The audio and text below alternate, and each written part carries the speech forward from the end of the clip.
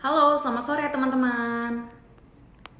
Sorry ya, tadi ada kendala teknis, jadi kita harus ulangi lagi. Tapi sebelum diulangi, mungkin saya akan tulis temanya hari ini dan pin komen ya teman-teman, sehingga teman-teman enak untuk menyimaknya eh, di sesi live IG pada sore hari ini. Oke, seperti yang saya sebelumnya sudah bilang ya teman-teman ya. Jadi di live IG pada sore hari ini saya tidak akan sendiri tentunya. Nanti saya akan ditemani oleh Pak Franky Kumendong. Beliau ini sebagai Equity Portfolio Manager di Sequis Asset Management teman-teman. Nanti kita akan bergabung bersama Pak Franky dan membahas mengenai maksimalkan passive income dengan berinvestasi. Oke, kita langsung invite Pak Franky-nya untuk join.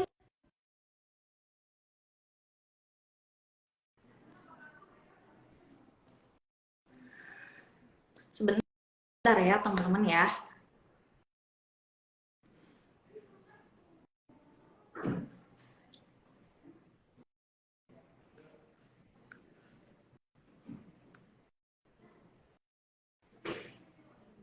Oke, kita masih menunggu teman-teman.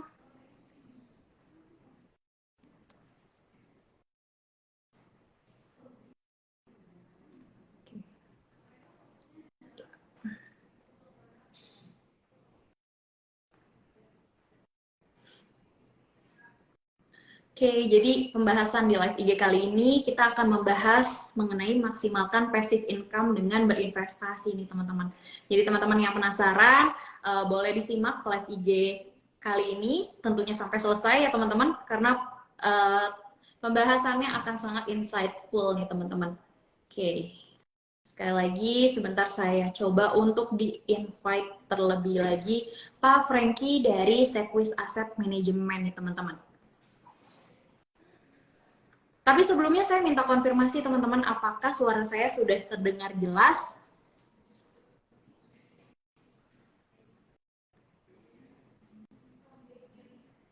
Boleh konfirmasinya teman-teman, apakah suara saya sudah terdengar jelas?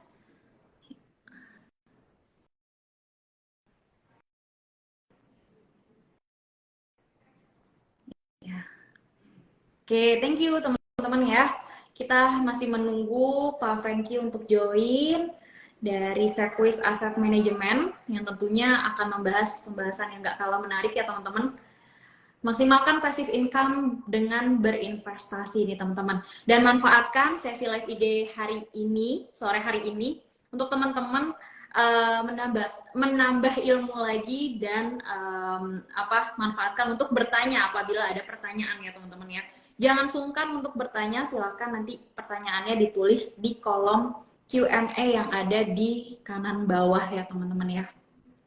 Oke, sekali lagi saya masih mencoba. Mohon maaf teman-teman, kita masih menunggu. Oke.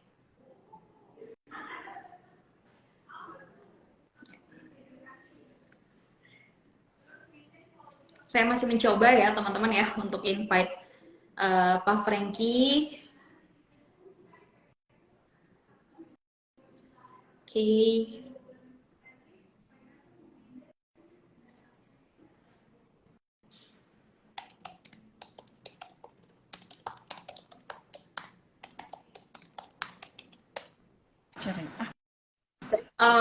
Oke. Halo, halo. Selamat sore Pak Franky.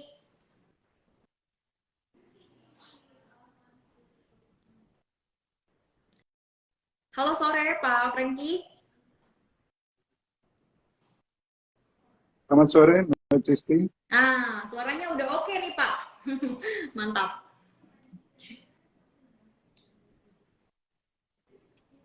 Ya, kita coba ganti. Oke, iya. Suaranya udah mantep nih, Pak. Oke, kita mungkin langsung masuk ke pembahasan ya, Pak ya. Karena tadi juga udah perkenalan dan mungkin teman-teman yang sudah join dari awal tadi sebelum kita ada kendala sedikit kendala teknis gitu. Mungkin teman-teman juga sudah menyimak. Nah, Pak Franky, menurut Pak Franky gimana sih dari kacamatanya Pak Franky sendiri melihat kondisi market saat ini gitu? Baik, kondisi market saat ini tergantung kondisi global ya, karena market itu sekarang sudah sangat terhubung. Market domestik dengan market global itu sangat erat ya pengaruhnya. Jadi kalau kita mati, di Amerika sekarang yang jadi fokus kebanyakan investor itu adalah tingkat inflasi yang tinggi. Dan tingkat inflasi yang tinggi itu sudah sempat mencapai 9%, sudah mulai menurun beberapa bulan terakhir, tapi masih tinggi, masih di atas 6%. Dan itu jauh di atas rata-rata inflasi Amerika, yang biasanya cuma 2-3%. Itu yang menyebabkan Bank Sentral Amerika tidak punya pilihan, tapi mereka menaikkan suku bunga dengan sangat agresif. Jadi suku bunga yang mendekati 0 di Amerika tiba-tiba naik hampir 5%. Ada kemungkinan bisa naik di atas 5%. Jadi hal itu sangat-sangat mempengaruhi kondisi terutama di pasar modal. Ya. Jadi untuk Indonesia sendiri, ya, dampaknya juga berpengaruh kepada kebijakan moneter dari Bank Indonesia. Ya, kita ketahui tahun lalu Indonesia ekonominya masih tumbuh 5,3%. Tapi mungkin dengan tingkat suku bunga yang lebih tinggi dan ada kondisi penambatan ekonomi global, ada kemungkinan ekonomi kita masih tumbuh cukup baik, tetapi ada penambatan. Ya diperkirakan mungkin sekitar 4,8%, sedikit di bawah 5%. Dan bagi investor itu sesuatu yang positif sebetulnya, karena pertumbuhan ekonomi kita lebih baik dibanding negara-negara berkembang yang lain. Mungkin pengecualiannya seperti China ya, China pertumbuhannya bisa di atas 5% tahun ini. Jadi menurut kami sampai ada kejelasan tingkat suku bunga di Amerika, itu kondisi pasar masih akan sangat bergejolak, ya, terutama di semester 1. Nanti kalau sudah ada kejelasan, mungkin di akhir kuartal kedua nanti baru kondisi market bisa lebih stabil dan kita bisa harapkan lebih kondusif untuk investor di semester 2. Itu sih Mbak Cisti. Oke, nah tadi Pak Franky sempat singgung-singgung kenaikan inflasi ya Pak ya. Memang itu yang terjadi di kondisi market saat ini. Lalu apa sih Pak hubungannya dari kenaikan inflasi tersebut terhadap kinerja dari reksadana? Baik, tahun lalu inflasi kita itu naik sampai mendekati 5,5%. Apalagi setelah pemerintah memutuskan menaikkan BBM subsidi yang besaran kenaikannya cukup besar, 30%. Jadi tahun lalu itu inflasi kita naik di atas 5%. Padahal kan pas pandemi itu 2 tahun, 3 tahun itu di bawah 3%. Jadi naiknya lumayan signifikan. Cuma pada tahun ini Bank Indonesia dan pemerintah cukup optimis bahwa inflasi kita bisa turun mendekati target Bank Indonesia di sekitar 4%. Dan hal itu tentunya akan berdampak cukup positif dari sisi daya beli masyarakat. Ya, kalau inflasi bisa terjaga dengan baik, tentunya daya beli masyarakat akan cukup kuat, ya, dan itu akan berpengaruh kepada kinerja perusahaan-perusahaan, ya, karena mereka juga menjual kepada konsumen. Ya. Dan kalau kinerja perusahaan bisa terjaga baik, tentunya berdampak positif kepada kinerja reksadana, ya, yang kebanyakan berinvestasi, apalagi reksadana saham kan, berinvestasi di pasar modal. Demikian, Mbak Cici. Iya, terutama reksadana saham ya Pak, atau equity fund gitu teman-teman. Nah, kemudian gimana sih Pak dari Pak Franky sendiri melihat peluang berinvestasi di tengah-tengah kondisi market yang seperti saat ini? Baik, dengan kondisi market yang kami perkirakan cukup fluktuatif, masih bergejolak, menurut kami itu selalu ada potensi atau peluang bagi investor, karena kebanyakan investor sebenarnya harus memiliki perspektif jangka panjang ya kalau berinvestasi di instrumen seperti saham atau reksadana saham. Jadi setiap kali ada koreksi di pasar itu justru bisa dilihat sebagai peluang untuk menambah posisi dia. Kalau dia punya saham atau dia punya reksadana saham, itu bisa ditambah posisinya, tetapi jangan terlalu agresif juga. Artinya Waktu menambah juga bisa dicicil-cicil, tidak harus dilakukan sekaligus. Tetapi begitu ada koreksi, mungkin pasarnya turun 2-3%, itu bisa dijadikan peluang untuk menambah posisi. Jadi harga rata-rata yang didapat itu bisa lebih optimal. Begitu, Mbak Cisti. Oke, setuju Pak. Jadi mungkin teman-teman bisa menerapkan metode dollar cost averaging gitu ya Pak ya. Semacam Ya, investasi secara berkala nih teman-teman. Karena peluang investasi itu selalu aja terjadi meskipun marketnya sedang koreksi gitu ya.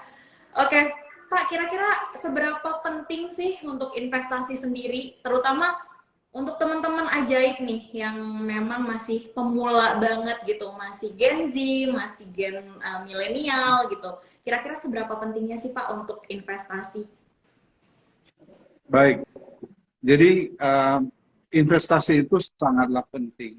Dan hal utama yang membuat kenapa orang harus berinvestasi adalah kalau saya ilustrasikan misalnya teman-teman punya uang 1 juta hari ini. Ya, kalau uang 1 juta itu kita lihat lagi 10 tahun dari sekarang, nilainya itu akan turun secara nominal akan sama, tetapi daya belinya itu akan turun secara signifikan. Kenapa? Ada yang namanya inflasi. Jadi inflasi itu bisa membuat daya beli atau nilai uang yang kita miliki itu akan turun terus. Ya, sepanjang waktu dia akan turun. Caranya bagaimana? Salah satu cara yang efektif untuk mengoffset penurunan daya beli uang kita atau kekayaan kita ya dengan berinvestasi. Jadi bisa saya katakan investasi yang bisa dikatakan cukup berhasil kalau bisa memberikan return di atas sekian persen di atas tingkat inflasi. Ya, paling tidak bisa menyamai inflasi. Tapi yang diharapkan tentunya bisa lebih tinggi dari tingkat inflasi sekian persen. Kalau itu bisa dilakukan, daya beli dari uang kita itu sepanjang waktu akan terus naik, bukannya turun. Berbeda dengan kalau kita cuma parkir uang kita di deposito, ditaruh di bank aja, ya, ditaruh di bank dalam waktu panjang, nilai belinya itu, daya belinya uang yang kita miliki bukan akan naik, tetapi akan turun. Karena biasanya inflasi bisa lebih tinggi dari suku bunga deposito yang bisa kita dapat di bank. Jadi saran saya bagi investor yang pemula bisa mulai melihat alternatif berinvestasi seperti di reksadana. Reksadana itu cukup tepat karena produk reksadana itu dikelola oleh manajer investasi dan dikelola dengan metode yang teruji profesional. Ya. Jadi apa yang dibeli itu benar-benar dianalisa dengan baik sebelum dibeli dan komposisinya dibuat seoptimal mungkin untuk memberikan return yang paling baik. Demikian, Mbak Cisti.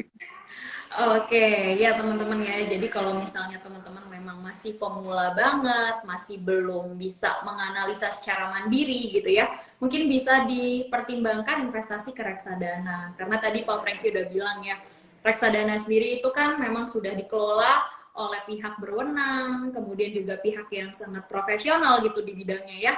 Sehingga untuk teman-teman ya cukup percayakan aja dananya untuk diinvestasikan ke dalam reksadana gitu teman-teman. Terus apakah saat ini penting untuk berinvestasi? Ya tentu untuk menjaga nilai dari aset atau harta yang teman-teman punya saat ini. Karena mungkin secara nominal tidak berkurang ya Pak, tapi secara nilai atau value-nya itu tentu akan berkurang gitu teman-teman. Oke, thank you Pak Franky buat jawabannya. Nah, kita ke topik kita kali ini ya Pak ya. Kira-kira bisa nggak sih Pak kita untuk memaksimalkan passive income lewat investasi? Baik, tentu saja sangat mungkin kita memaksimalkan passive income dengan berinvestasi dari reksadana. Ya, investasi itu kan bisa kita lihat investasi secara langsung dalam bentuk kita membeli saham atau obligasi, atau secara tidak langsung dengan membeli produk reksadana. Nah, kalau kita membeli saham, itu kan ada keuntungan yang bisa kita dapatkan dari berinvestasi saham ataupun reksadana saham, yaitu terutama kenaikan harga saham, dan jangan lupa kebanyakan saham perusahaan yang besar biasanya membagikan dividen. Dan kalau kita sebagai investor reksadana, keuntungan kenaikan harga termasuk dividen itu akan tercermin dengan kenaikan harga nilai aset bersih dari reksadana. Dan bagi investor yang ingin menghasilkan passive income, pada saat nilai aset bersihnya atau NAB atau sering disebut NAV itu sudah naik, dia bisa menjual sebagian dari unit yang dia miliki, itu dia bisa dijual kemudian itu bisa menjadi passive income dari investor tersebut. Ya, demikian, Mbak Cisti. Oke. Nah, teman-teman jadi udah terjawab ya, apakah bisa teman-teman mendapatkan passive income dengan investasi? Jawabannya bisa ya teman-teman ya, tentunya tak terkecuali mau investasi saham ataupun investasi ke dalam reksadana nih teman-teman. Jadi kapan lagi gitu untuk mulai investasi? Sekarang gitu ya teman-teman ya saatnya ya. Oke. Nah, Pak, kalau kita di investasi itu kan kita mengenal yang namanya diversifikasi ya. Baik itu, terutama sih untuk investor saham lah, kayaknya udah nggak asing dengan kata diversifikasi. Nah, apakah diversifikasi itu juga perlu diterapkan ketika kita berinvestasi di reksadana? Gimana Pak Franky? Baik, konsep diversifikasi ini kan berasal dari konsep manajemen portfolio. Jadi tujuan utama adalah kita ingin menghasilkan return yang terbaik untuk suatu tingkat risiko yang kita ambil. Jadi tujuannya memitigasi risiko yang kita ambil di dalam pada saat kita berinvestasi. Jadi kalau itu berlaku untuk portofolio saham atau obligasi, saya rasa itu juga berlaku bagi investor yang untuk mitigasi risiko yang membeli reksadana. Diharapkan menurut saya sarankan jangan beli cuma satu reksadana. Karena kalau satu reksadana, kalau kinerjanya itu ternyata di bawah benchmark atau tolok ukur, berarti investor tidak punya kesempatan untuk mendapatkan hasil yang optimal. Jadi paling tidak dana yang ada mungkin bisa disebar ke beberapa reksadana. Ya, tidak harus sampai 10 atau belasan. Tapi pilih aja beberapa reksadana, mungkin 3-5 reksadana yang dirasakan punya kinerja yang baik, yang secara historis dan mungkin dikelola dengan oleh manajer investasi yang sudah punya track record yang baik, diharapkan bisa memberikan return yang optimal. Jadi diversifikasi itu saya rasakan penting juga untuk reksadana. Oke. Nah, kira-kira gimana sih Pak strategi pemilihan investasi yang tepat menurut Pak Franky sendiri? Oh, baik. Untuk kebanyakan investor harus memahami bahwa semua investasi itu termasuk reksadana ada risiko yang harus diambil kan. Tentunya tergantung jenis reksadana. Ya, ada reksadana saham risikonya lebih tinggi, reksadana obligasi atau pendapatan tetap risikonya ada risiko tapi lebih rendah, mungkin sedang ya. Ada yang risikonya rendah seperti pasar uang. Jadi untuk memilih instrumen yang tepat bagi seorang investor, dia harus pertama mengetahui berapa sih return yang diharapkan. Apakah dia mengharapkan return sebesar inflasi atau 5% di atas inflasi atau lebih tinggi lagi. Jadi target return penting ditentukan di awal, kemudian dia juga harus memahami berapa besar profil risiko, toleransi risiko yang bisa diambil. Nah, khusus untuk toleransi risiko itu ada dua hal perlu diperhatikan. Dia harus mengetahui juga seberapa besar sih kemauan dia mengambil risiko. Ada investor yang mungkin sanggup ya. Faktor yang lain adalah ability atau kesanggupan mengambil risiko. Mungkin secara dana dia sanggup, dana yang diakumulasi cukup banyak, tetapi secara toleransi risiko mungkin dia terlalu rendah, mengakibatkan beberapa instrumen seperti saham atau reksadana saham mungkin kurang tepat bagi investor tersebut. Ya, saya ilustrasikan mungkin dengan seorang investor ingin mendapat return 9% 1 tahun. Jadi yang bisa dilakukan, reksadana apa yang dia bisa beli? Ya tentunya dia harus mengkombinasikan reksadana seperti reksadana saham yang bisa memberikan return 10% atau di tahun-tahun tertentu bisa memberikan return di atas rata-rata 10%. Tapi dia juga harus menggabungkan dengan mungkin reksadana pendapatan tetap yang returnnya mungkin cuma 6-7% 7% satu tahun, tetapi relatif lebih dari sisi gejolak mungkin lebih aman dibanding dia berinvestasi 100% di reksadana saham. Jadi mungkin dalam kondisi investor itu dia harus membagi alokasi dana mungkin 2/3 reksadana saham, sepertiganya reksadana obligasi. Tetapi ini investor yang harus berani mengambil risiko. Kalau dia sama sekali tidak mengambil risiko, tentunya dia harus menurunkan target return dia, mungkin tidak boleh 9% atau 10%, mungkin dia harus turunkan sedikit lebih rendah, mungkin 6-7% lebih relatif lebih tepat bagi investor tersebut. Jadi sangat tergantung kepada individu, berapa target return yang diharapkan dan berapa toleransi risiko dia, ya, dan masing-masing orang akan berbeda. Oke. Itu, Mbak Cisti. Oke, well, jadi memang pemilihan instrumen investasi sebenarnya balik kepada individu masing-masing investornya gitu ya Pak ya, karena tentunya disesuaikan dengan profil risiko nih teman-teman. Jadi ya itu tadi ya, kita kenal kalau di dunia investasi itu kan high risk high return ya Pak ya. Too good to be true. Kalau kita maunya low risk tapi high return gitu. Oke. Jadi teman-teman mungkin bisa sesuaikan dengan profil risiko yang teman-teman miliki dan tentunya tujuan investasinya juga seperti apa, apakah jangka panjang, jangka pendek, kemudian target return yang teman-teman mau capai itu berapa gitu. Nanti ujung-ujungnya akan berpengaruh kepada jenis reksadananya nih teman-teman. Kalau reksadana pasar uang mungkin akan cocok untuk teman-teman yang lebih konservatif gitu ya.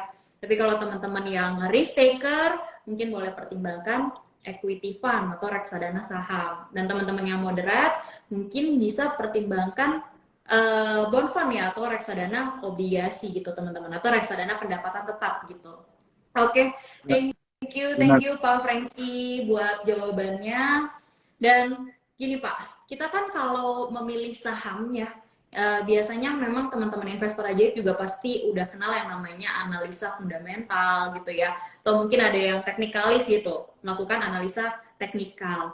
Nah, untuk reksadana sendiri nih Pak, kira-kira indikator apa sih yang bisa kita gunakan sebagai investor ataupun calon investor untuk mengetahui reksadana ini kira-kira potensial gitu Pak? Baik, khusus untuk reksadana ada beberapa kriteria yang bisa dipakai untuk screening ya, filter ya. Yang pertama itu berapa sih dana yang dikelola oleh reksadana tersebut. Jadi ini jumlahnya sangat relatif, tetapi yang idealnya dia tidak terlalu kecil dan tidak terlalu besar.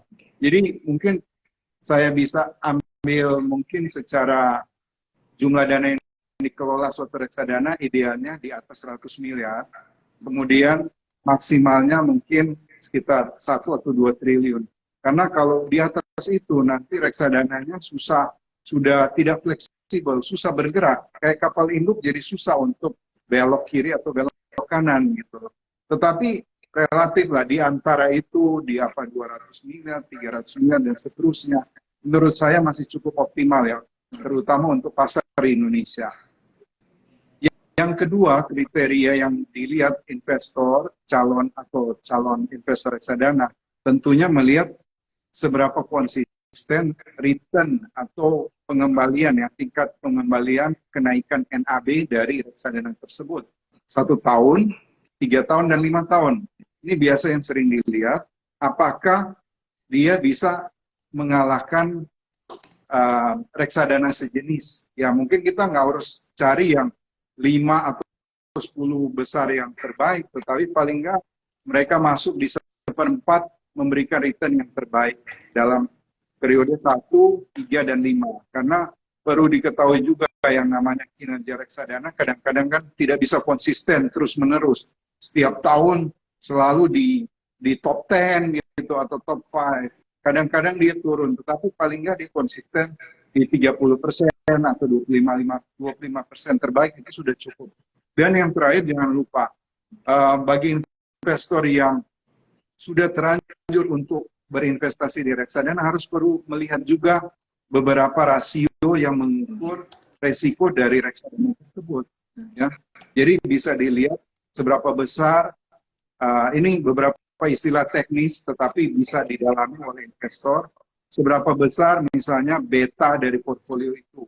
Beta itu isinya seberapa sensitif saham-saham yang ada di portfolio dia, kalau portfolio saham itu terhadap benchmark atau tolok ukur indeks, misalnya terhadap IHSG. Atau bisa juga portfolionya secara keseluruhan seberapa sensitif terhadap benchmark, deviasinya berapa gede, bisa dilihat dari tracking error.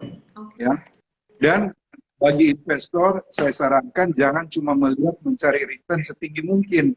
Harus juga dilihat kinerjanya, return terhadap risiko yang diambil. Nah, ini bisa dilihat dari beberapa rasio, seperti Sharpe ratio atau information ratio.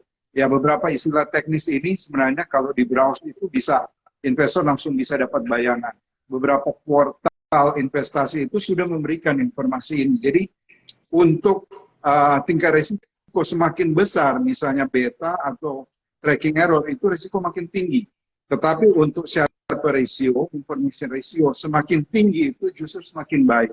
Artinya return yang diberikan itu cukup optimal dibandingkan risiko yang diambil. Seperti itu, Mbak. Oke. Berarti kalau boleh saya simpulkan ya Pak, untuk indikator-indikator penilaian reksadana nih teman-teman, yang pertama teman-teman bisa lihat total dana kelolaannya, itu ya, aset under manajemennya. Kalau bisa jangan terlalu kecil dan jangan terlalu besar juga gitu ya Pak ya. Kemudian yang kedua, lihat dari tingkat return performance secara historikalnya gitu. Itu teman-teman bisa lakukan pengecekan. Dan yang terakhir, perhatikan rasio-rasio reksadananya nih teman-teman. Ada beberapa indikator yang bisa teman-teman pertimbangkan. Pertama, pertimbangkan beta portfolionya, lalu trading error ya Pak ya. Dan boleh juga teman-teman boleh juga teman-teman pertimbangkan dari sisi rasio Sharpe-nya ya Pak ya. Jadi benar, itu merupakan rasio yang memang mengukur tingkat return terhadap risikonya ya Pak ya. Betul. Ya, dan memang semakin tinggi itu akan semakin baik teman-teman. Lain halnya dengan beta portfolio dan trading error. Kalau semakin tinggi itu semakin kurang baik gitu teman-teman. Oke, thank you Pak Franky buat insight-nya. Ini teman-teman kayaknya udah tercerahkan nih Pak. Karena di sore hari kayak gini teman-teman rame juga ya menyimak live IG kita di sore hari ini. Oke, Pak, ini mungkin kita masuk ke Q&A ya Pak ya. Baik, silakan. Oke. Nah, ini ada pertanyaan dari Meita Surya, Pak. Kenapa return tahunan reksadana turun gitu? Mungkin bisa dibantu Pak Franky? Jadi memang kondisi pasar ini kalau kita lihat beberapa 5 tahun terakhir itu sepertinya stagnan ya. Dan perlu diingat semua reksadana itu ada biayanya. Jadi kenaikan NAB itu sangat tergantung biaya-biaya yang dibebankan kepada reksadana tersebut, ya termasuk manajemen fee. Jadi kalau saya pelajari memang return 5 tahun terakhir boleh dibilang itu jauh di bawah rata-rata ya yang seharusnya untuk reksadana saham. Penyebabnya banyak, salah satunya karena beberapa tahun terakhir ini tingkat inflasi di Indonesia juga turun ya. Kalau kita ingat 10-15 tahun yang lalu, inflasi di atas 7-8% setiap tahun itu umum gitu, sesuatu yang biasa. Tapi kalau kita lihat beberapa tahun terakhir, inflasi kita kan konsisten di bawah 5%. Jadi itu juga mempengaruhi return aset-aset yang dianggap berisiko seperti pasar saham. Yang kedua, itu sebetulnya kalau lihat, saya ambil data lebih panjang 10 tahun terakhir, tingkat pertumbuhan ekonomi kita sebenarnya masih tumbuh positif ya, mendekati 5% lah rata-rata tiap tahun ya. Akan tetapi ada satu masalah yang mungkin Indonesia kedepannya diharapkan bisa lebih baik, yaitu kondisi nilai tukar kita. Kondisi nilai tukar kita kan terdepresiasi ya. Kalau saya ingat di awal-awal tahun 2010 itu masih $1 itu Rp9.000. Per hari ini $1 itu udah 15.000 lebih ya.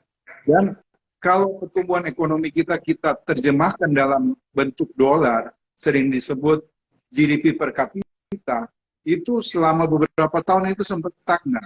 Ya, sejak tahun 2016, 17 sampai 2021 itu stagnan di level di bawah 4.000 US dollar. Ya, tetapi syukurlah dari 2021-22 itu sudah naik di atas 4.000 dolar. Malah tahun lalu sudah naik sampai di atas 4.700 dolar. Dan tahun ini 2023 diperkirakan bisa mencapai 5.000 dolar. Nah, kalau itu tercapai, biasanya itu tercermin dengan kinerja indeks, kinerja IHSG itu bisa akan semakin baik di masa yang akan datang. Jadi harapan kita, rupiah kita bisa stabil, dan ekonomi kita masih tetap bisa bertumbuh di atas 5%. Itu, Mbak Cisti. Mudah-mudahan bisa menjawab ya pertanyaannya. Oke, jawabannya lengkap banget Pak. Ya, karena kita tentunya masih melihat, masih optimis gitu ya Pak, melihat arah ekonomi Indonesia itu masih positif gitu, khususnya di tahun ini, ya kalau bisa tetap tumbuh di atas 5% gitu teman-teman. Di tengah potensi perlambatan ekonomi global ya Pak ya. Oke, thank you Pak Franky buat jawabannya. Ini banyak banget Pak pertanyaan yang masuk. Tapi teman-teman silahkan ya manfaatkan kesempatan live IG ini untuk bertanya soal investasi reksadana ya. Oke, ini pertanyaannya juga bagus nih Pak dari Sheikh Choco. Apa saja produk reksadana yang menjadi andalan di Sequis Asset Management, baik RDPU, RDPT maupun reksadana sahamnya? Wah, pertanyaannya menarik nih Pak. Silakan Pak. Ya, jadi seperti yang saya jelaskan di awal, kami belum ada produk RDPT. Yang kami miliki adalah reksadana saham, reksadana campuran, reksadana pendapatan tetap, dan reksadana pasar uang. Jadi mana yang paling, tiap reksadana itu kan memiliki profil risiko tepat bagi investor yang memiliki profil risiko tertentu. Kalau memang investornya risk taker seperti yang dibilang Mbak Cifti gitu ya, mungkin dia lebih tepat berinvestasi di reksadana saham, yaitu reksadana Sequis Equity Maxima. Tetapi kalau dia lebih konservatif, dia bisa mempertimbangkan reksadana campuran misalnya, dengan risiko yang lebih sedang. Kalaupun sangat konservatif ya, saya cuma bisa rekomend reksadana pasar uang.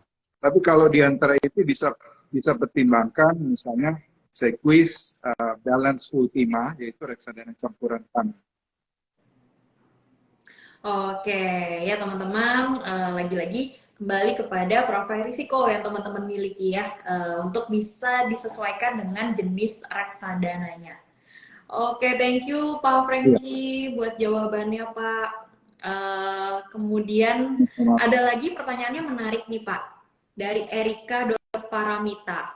Untuk passive income, apakah koleksi saham yang memberikan dividen besar lebih menguntungkan daripada investasi di reksadana pasar uang? Nah, mungkin gimana nih Pak jawabannya?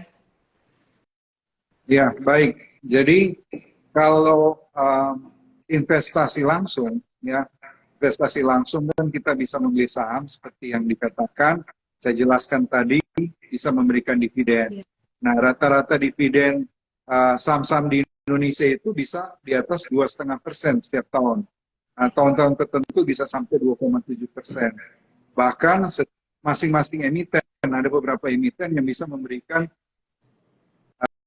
dividen lebih dari 4%, 4 atau 5%. Jadi kembali lagi ke seberapa besar toleransi risiko atau profil risiko investor itu untuk langsung membeli saham. Karena kalau dia sudah membeli saham, dia harus benar-benar berusaha mitigasi risikonya. Karena kalau dia beli saham cuma 1 atau 2, risiko dia mungkin mendapat dividen yang baik, tetapi risiko penurunan harga juga harus dipertimbangkan.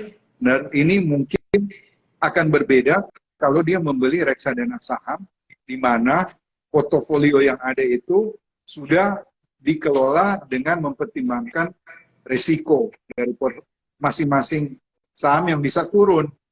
biasanya portofolio saham itu kan isinya bisa mulai 30 sampai 50, 60 saham gitu. Jadi diversifikasinya itu sudah dikelola. Tetapi kalau investasi langsung, benar-benar kita harus kelola resikonya. Bisa dapat dividen tinggi, tapi kita memiliki resiko penurunan harganya. Bisa rugi dari penurunan harga saham itu. Ya, tapi itu kembali lagi seberapa besar toleransi resiko dari investornya. Ya, setuju Pak Franky. Jadi teman-teman memang ya kalau investasi secara langsung ke saham, ya teman-teman harus siap juga secara psikologi ya. Karena saham kan bisa dibawa turun gitu ya Pak ya, ke batas bawahnya gitu. Minus 7% untuk saat ini gitu. Oke, ya teman-teman kembali kepada toleransi risiko sebagai investor dari teman-teman masing-masing. Oke, kemudian pertanyaan selanjutnya itu ada pertanyaan dari oke, ini lebih kepada produk reksadananya Sequis nih Pak. Jadi mungkin boleh dibantu jawab ya dari Zizi_Tabi.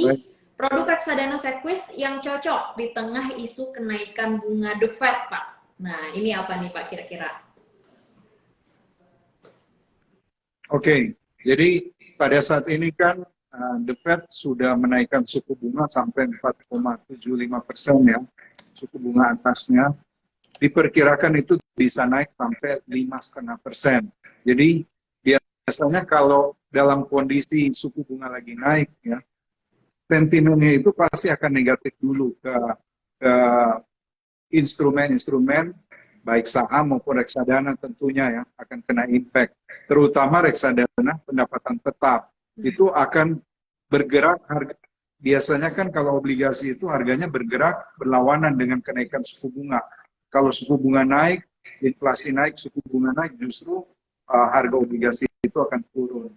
Jadi menurut saya kalau terjadi koreksi di pasar, ya, terutama di pasar saham, kembali lagi saran saya itu bisa dilihat sebagai peluang, karena biasanya gejolak di pasar itu bisa sementara.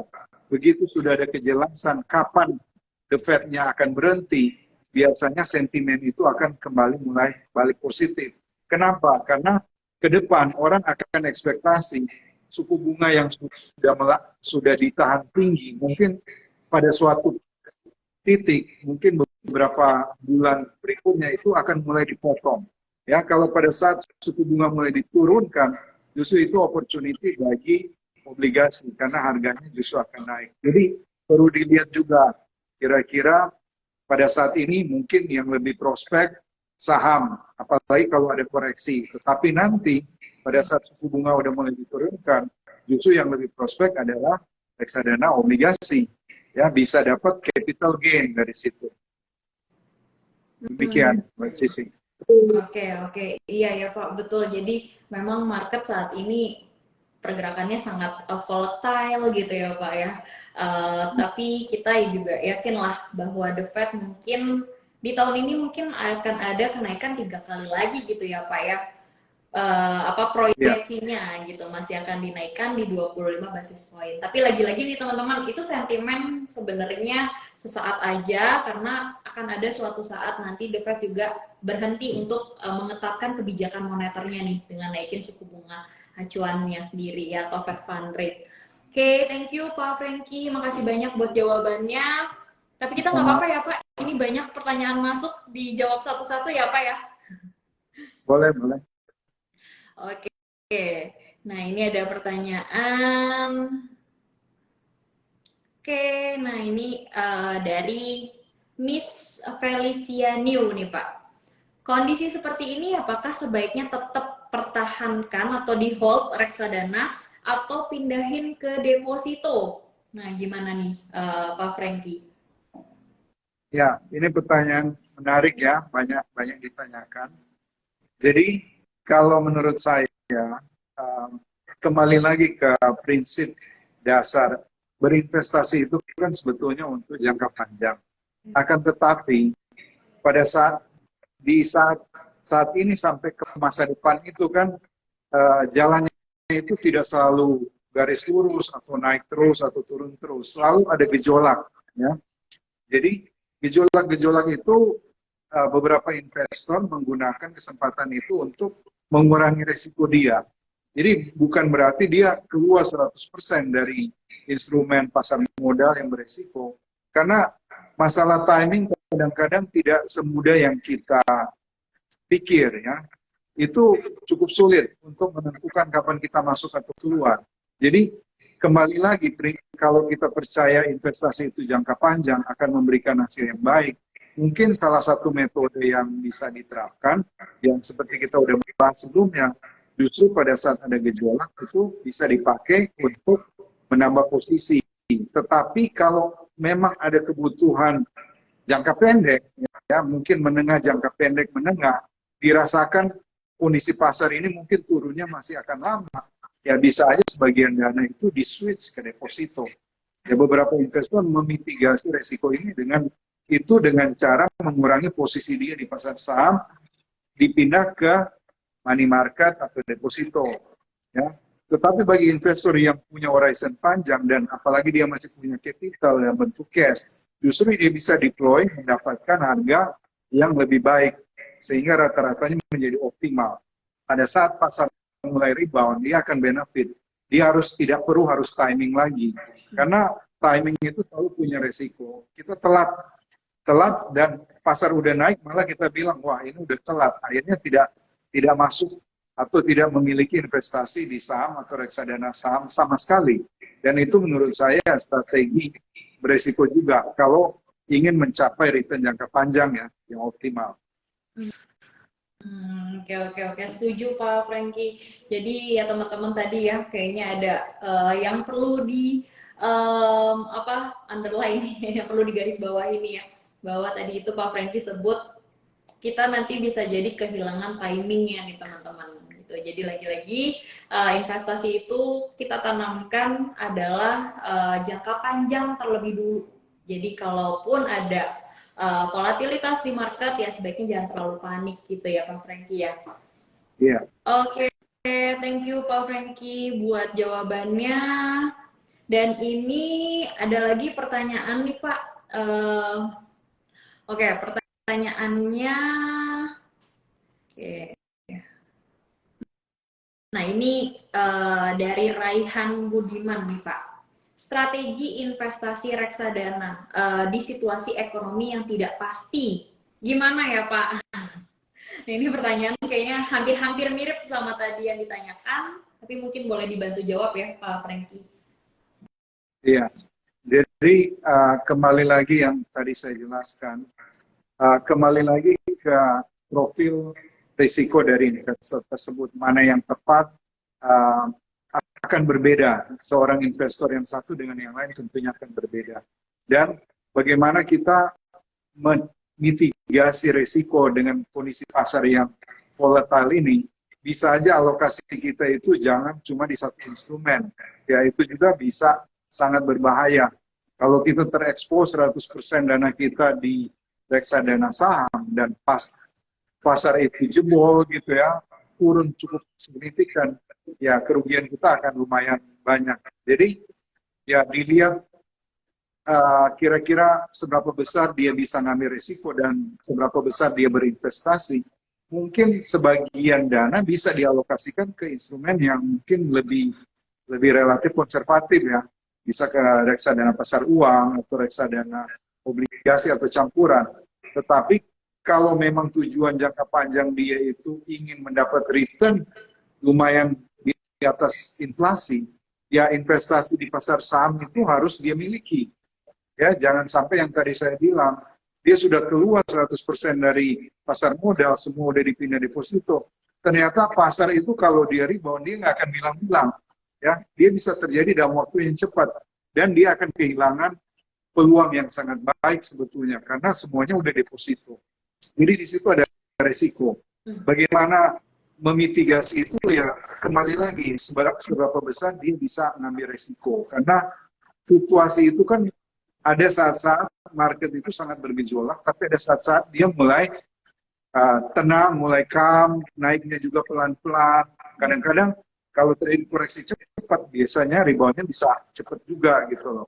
Jangan sampai kita kehilangan peluang-peluang yang seperti itu. Karena kita udah terlanjur pindahin dana ke instrumen yang paling aman gitu. Ya, Oke, itu oke. masih. Thank you Pak Franky buat buat jawabannya. Nah, ini ada pertanyaan yang menarik lagi nih Pak Franky dari Kak Andreas underscore Lerik. Berapa sih minimal dana untuk di reksadana, untuk diinvestasikan ke reksadana agar bisa menghasilkan passive income? Nah, ini gimana nih Pak Franky? Wah, ini pertanyaan yang sangat open question gitu kan, karena tergantung Ya. yang diharapkan oleh individu ini berapa banyak gitu. Jadi hitungan-hitungan itu bisa dilakukan ya, menggunakan Excel juga bisa kita lakukan. Contohnya mungkin ilustrasi, kalau investor ingin mendapatkan passive income, misalnya 50 juta rupiah dalam 1 tahun, itu kan mungkin biaya hidup dia 3-4 juta sebulan, udah cukup ya. Nah, berapa return yang diharapkan, atau berapa target return supaya dia bisa mendapat 50 juta setahun. Ya, kalau dia punya uang 100 juta, 1 miliar gitu ya, 1 miliar, 5% dari 1 miliar itu kan 50 juta ya, benar ya? Kalau 10% 100 juta. Ya. Jadi bagi investor yang sangat-sangat konservatif, mungkin ingin dapat return hanya 5%, dia harus punya dana 1 miliar untuk bisa mendapatkan passive income 50 juta tadi kan. Tetapi bagi beberapa investor yang punya profil risiko lebih tinggi, mungkin dia berharap, ya saya berharap jangan nggak cuma 5% setahun, tapi saya bisa dapat 7, 8%, atau malah 10%. Nah kalau itu terjadi, dana yang dia kelola, dana yang harus dia miliki 500 juta, menghasilkan 10% setahun, dia bisa mendapat passive income 50 juta.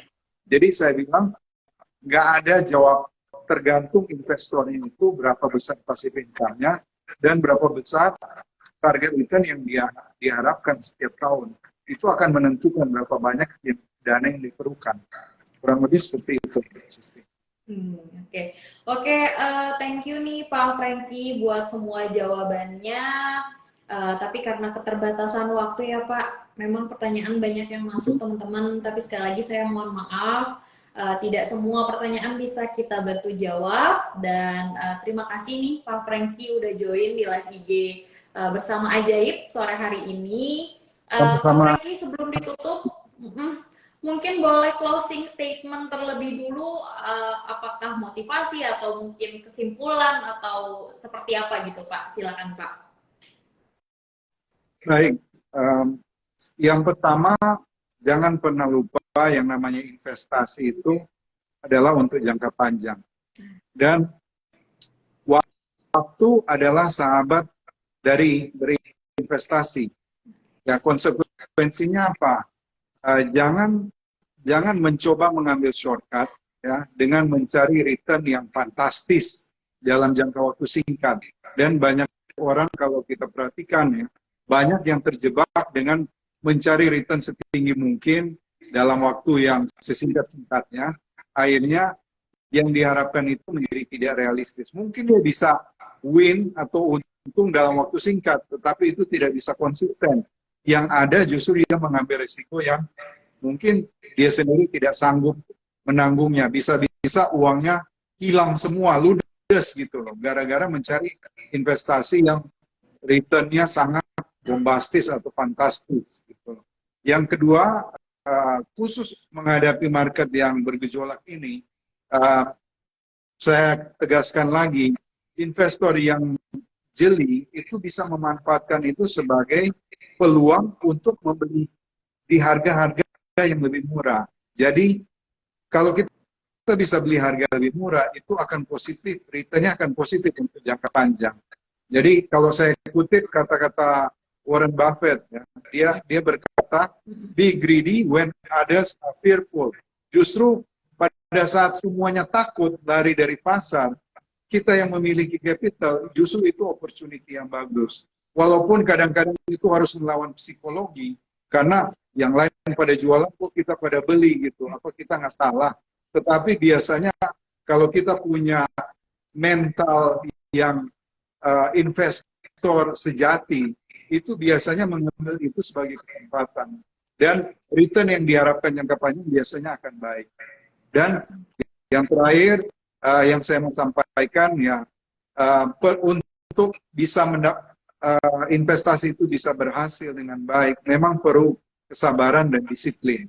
Jadi teman-teman yang berinvestasi memang jangan buru-buru return yang fantastis. Kalau mencari return 10-15% setahun mungkin masih sangat realistis ya. Tetapi kalau mencari return 30%, 40%, 50% setahun, menurut saya itu sudah tidak realistis. Yeah. Itu bisa didapat, tetapi itu nggak akan konsisten. Dan kalaupun didapat, itu resikonya terlalu besar. Yeah. Jadi mungkin di akhir kata, ya saya sampaikan selamat berinvestasi dan manfaatkan peluang-peluang ada yang di pasar. Jaga resiko dengan cara diversifikasi supaya kita tidak terekspos di salah satu instrumen aja atau satu reksadana. Diversifikasi itu bisa diterapkan baik membeli saham maupun membeli reksadana. Sekian Mbak Tuti dan teman-teman di rumah, semoga sesi ini bisa bermanfaat ya di teman-teman semua. Oke, thank you Pak Franky buat closing statement-nya, dan thank you juga Pak untuk join ya bersama Ajaib. Such an honor Pak untuk kita bisa collab bersama Sekwis. Semoga di kesempatan lainnya kita bisa collab seperti ini lagi ya Pak. Tentunya dengan pembahasan yang jauh lebih menarik ya teman-teman. Oke, sekali lagi terima kasih Pak Franky atas kehadirannya. Terima kasih untuk teman-teman semua juga yang sudah nyimak dari awal sampai akhir. Saya mungkin akan tutup live IG pada sore hari ini ya Pak ya. Salam sehat selalu ya Pak Franky. Bye. Terima kasih Mbak Tuti. Terima kasih. Salam sehat. Bye.